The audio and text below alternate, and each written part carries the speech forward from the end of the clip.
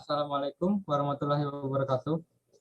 Perkenalkan, kami dari Fakultas Ilmu Sosial dan Politik, Prodi Hubungan Internasional.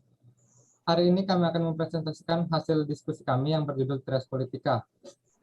Sebelum itu, saya akan memperkenalkan anggota saya terlebih dahulu. Ada Azena Indira Belva Hamdani. Selanjutnya ada Yudina Birgita. Selanjutnya ada Lia Ginanti. Selanjutnya ada Andi Galib. Selanjutnya ada Nindya Dara Prisilia. Selanjutnya ada Sania Wardah. Selanjutnya ada Teresia Sabrina. Baik, selanjutnya kita akan masuk ke dalam materi yang akan dijelaskan oleh rekan saya. Trias politika. Apa sih trias politika itu? Trias politika adalah teori di mana konsep pemerintahan di suatu negara untuk memisahkan pemerintahan menjadi 3 bagian, yaitu legislatif, pembuat undang-undang, eksekutif, pelaksanaan undang-undang, dan yudikatif, pengawas pelaksanaan undang-undang. Teori ini dicetuskan oleh filsuf berasal dari Prancis, yaitu Charles Montesquieu pada tahun 1748. Ini yang bertujuan untuk mencegah kekuasaan yang absolut dan kekuasaan yang kesewenangan di suatu negara dengan memberikan koreksi kekuasaan atas jalannya suatu pemerintahan, dan juga bertujuan untuk menjaga kemerdekaan peradilan dari campur tangan penguasa. Dengan adanya trias politika ini, maka akan kecil pengaruh negatifnya, karena dalam trias politika telah dibagi lembaga-lembaga negara yang mempunyai tugas-tugas masing-masing. Dengan begitu, tak akan ada penyelewengan kekuasaan, sehingga tidak ada pelimpahan wewenang atau kekuasaan terhadap orang-orang yang sama, sehingga nantinya dapat dihindari penyalahgunaan kekuasaan oleh orang-orang yang berkuasa, namun tidak memiliki tanggung jawab yang benar. Lalu, trias politika sering dijumpai di negara demokrasi. Teori ini memisahkan kekuasaan negara dan dibagi menjadi 3 bagian.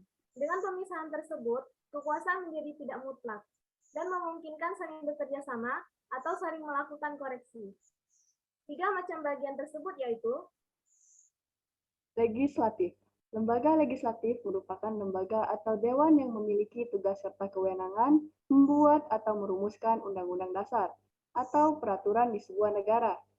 Kekuasaan legislatif terdiri dari Majelis Permusyawaratan Rakyat (MPR) yang dibagi menjadi 2 bidang, yaitu Dewan Perwakilan Rakyat (DPR) dan Dewan Perwakilan Daerah (DPD). Dengan begitu, tidak ada penyelewengan kekuasaan. Selain itu, rakyat juga bisa menyampaikan pendapatnya melalui lembaga legislatif. Legislatif juga bisa memiliki kewenangan atas pengawasan terhadap jalannya suatu pemerintahan oleh eksekutif di suatu negara.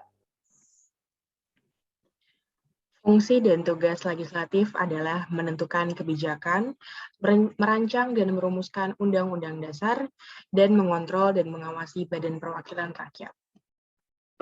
Selanjutnya itu ada eksekutif. Lembaga eksekutif adalah lembaga pemerintahan yang bertugas memiliki kekuasaan dan bertanggung jawab untuk menerapkan hukum. Biasanya eksekutif merujuk pada administrasi dalam sistem presiden atau pemerintah dalam sistem parlementer. Lembaga eksekutif ini adalah presiden dan wakil presiden dan beserta menteri-menterinya yang turut membantunya dalam menjalankan tugasnya di suatu negara. Lalu tugas dari Dewan Eksekutif adalah menerapkan atau melaksanakan undang-undang, menerima usulan pemberhentian Presiden dan Wakilnya dari DPR, bertanggung jawab dan menerapkan hukum, menyelenggarakan urusan pemerintahan, dan mempertahankan tata tertib dan keamanan. Kemudian ada yudikatif. Lembaga yudikatif adalah lembaga pemerintahan yang bertugas mengawasi penerapan undang-undang dan hukum yang berlaku di suatu negara. Tugas utamanya adalah sebagai pengawal, pengawas, dan pemantau hukum di suatu negara. Contoh kekuasaannya adalah berwenang dalam menegakkan serta mengadili para pelanggar kebijakan, peraturan, dan perundang-undangan, demi mempertahankan undang-undang yang telah dibuat. Lembaga ini terdiri dari Mahkamah Agung atau MA dan Mahkamah Konstitusi atau MK.